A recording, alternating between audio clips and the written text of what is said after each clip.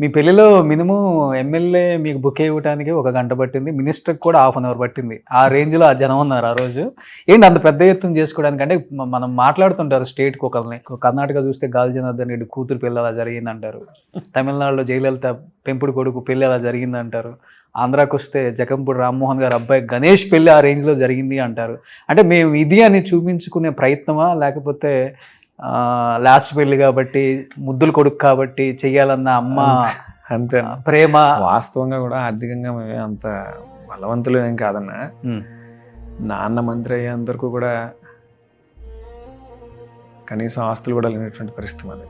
Okay. నాన్న MLA అయిన తర్వాత, నాన్న మంత్రి అయిన తర్వాత కొన్ని అవకాశాలు కలిసి వచ్చి కొంచెం మంచి పొజిషన్లోకి వచ్చాం అంతేనా. పెళ్ళి విషయానికి వస్తే అన్నయ్య పట్టు రాజా గట్టిగా పట్టుబట్టాడు. ఖచ్చితంగా జరగాల్సిందే అన్నాడు. మీరు అన్నట్టుగా ఇంట్లో ఆఖరివాడిని. రెండోది ఏంటంటే మొత్తం కావాల్సిన వాళ్ళందరినీ కూడా ఒకసారి కలవడానికి ఒక వేదిక కావాలి కదా అని చెప్పి ఓకే ఇంకా పరిచయం ఉన్న ప్రతి ఒక్కరిని పిలవటం వల్ల ఇంకా జనం బాగా ఎక్కువైపోయారు. ఒక 10,000 మంది వచ్చి ఉంటారా? 1,00,000 మంది పైన వచ్చి ఉంటారు. 1,00,000 మంది పైన.